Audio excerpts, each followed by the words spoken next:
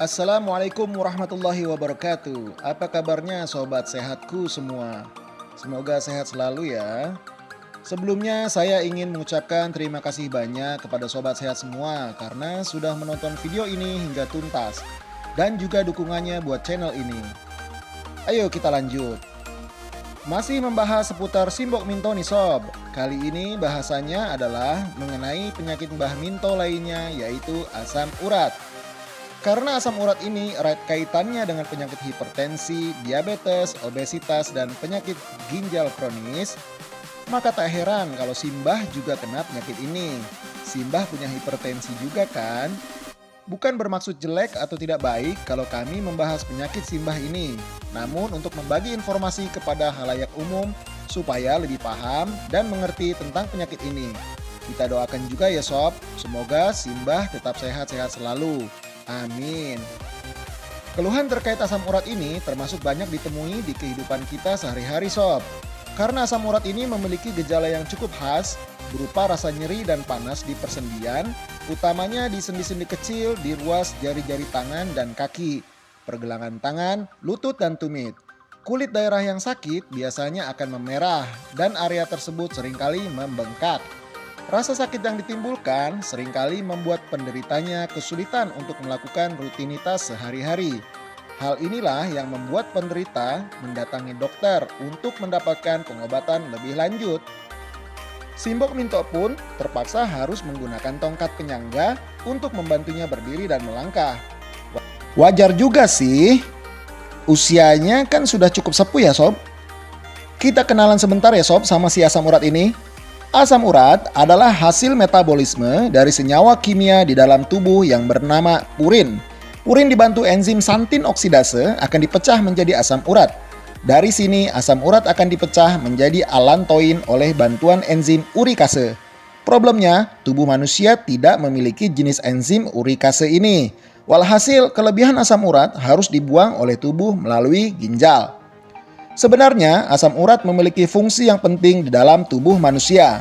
Selama kadarnya tidak berlebihan, yaitu sebagai antioksidan yang mengikat radikal bebas di dalam darah. Dan juga berperan penting dalam proses regenerasi sel. Namun sob, kalau kadar asam uratnya terlampau banyak di dalam darah, maka ginjal akan kerepotan dong menjalankan fungsi pembuangannya. Asam urat yang tidak terbuang akan menumpuk di area ginjal itu sendiri dan di area persendian dalam bentuk kristal asam urat.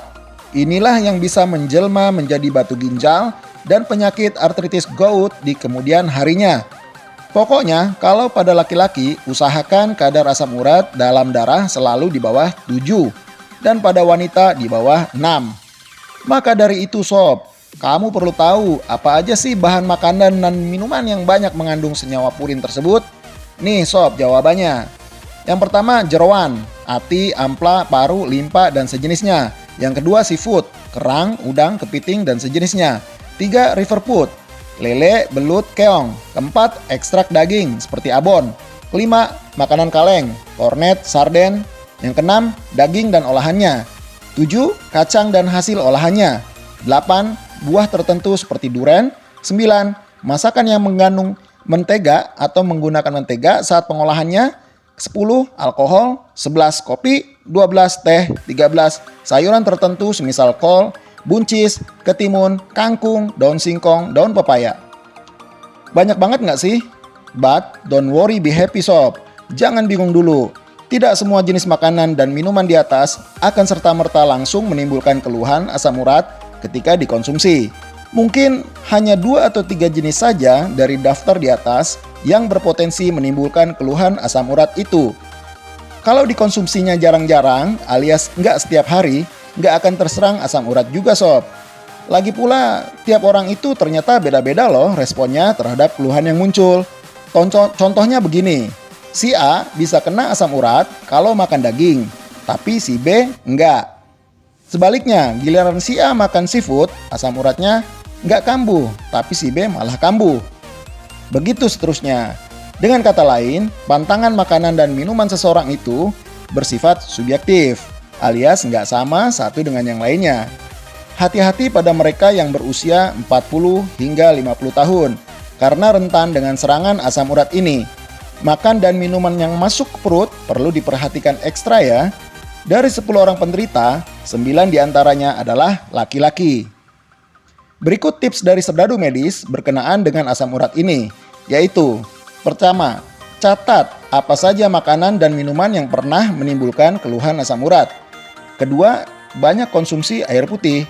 Ketiga, bisa dibantu dengan buah-buahan yang mengandung banyak vitamin C dan air, seperti tomat, pisang, jeruk, pepaya, jambu, stroberi, naga, dan belimbing. Kalau keluhannya tetap mengganggu gimana dong? Tenang, kan masih ada dokter dan puskesmas yang bisa bantu kamu untuk diajak konsultasi. Oke sob, sampai di sini dulu video kali ini.